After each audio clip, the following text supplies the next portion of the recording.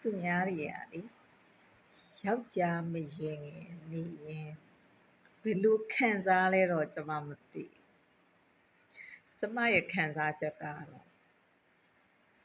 ကျမကိုလင်မယား3ယောက်ချစ်တာနော်ကျမယောက်ျားခလေးသေးသေးလေးလူချစ်တာနော်ဒါပေမဲ့သူမြင်ငယ်နေလိုက်တဲ့အချိန်မှာကျမလုံးဝခွင့်မလို့ကျမကူကျမမှန်ထဲမှာကြည့်ပြီးတော့ကျမနာမည်အရင်ကခင်ဝင်းဝင်းမော်ဒီဇိုင်နာနာမည်ကပလဲအဲ့တော့ကျမမှန်နဲ့ကြည့်ပြီးတော့ခင်ဝင်းမော်ရဲ့နေ့မှာဘက်စုံပြည့်စုံရဲ့နဲ့ဒီလိုအကောင်ကစော်ကားတာကိုနေခံစားရတယ်ဟုတ်လား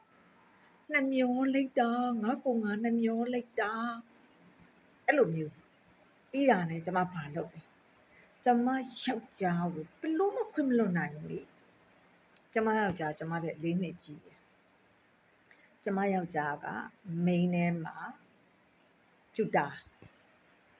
ပြီးွားတော့မှအဲ့ကျူတာဘဝကနေပြီးတော့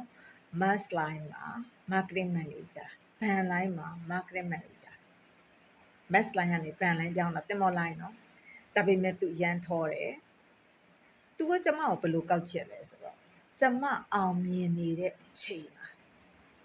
ဒီဒီဇိုင်နာလောကမှာအောင်မြင်နေတဲ့အချိန်မှာ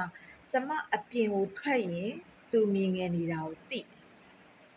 အဲ့ဒီအတွက်ကျမအပြင်ထွက်လို့မရအောင်စိုင်ပိတ်ရအောင်နီးမျိုးစုံကောက်ချက်တယ်ကျမဝန်ထမ်းတွေကိုချော့ပြီးခေါ်တဲ့သူကုမ္ပဏီကိုကျမရှိမှအလုပ်မလုပ်ဖို့သူအလုပ်ကဘလို့ပတ်စံရတဲ့အလုပ်ကို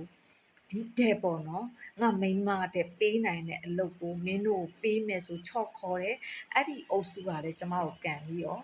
သူ့ကိုအားကိုးပြီးတော့သွားတယ်ဟောတကယ်လဲအဲ့ဒီအုပ်စုကိုကျမအလုပ်လဲထုတ်ပြစ်လိုက်တော့သူ့ကုမ္ပဏီကိုသွားတာသူပုံးနေတယ်နော်ယောက်ျားတွေမှာအမျိုးမျိုးရှိရတော့ဒီလိုယောက်ျားတစ်ယောက်ကျမတီးရီးစားတစ်ယောက်ပဲထားပြီးအဲ့ယောက်ျားကိုပဲကျမယူလိုက်တာကျမကချစ်လို့ယူတာမဟုတ်ဘူးကျမဖေက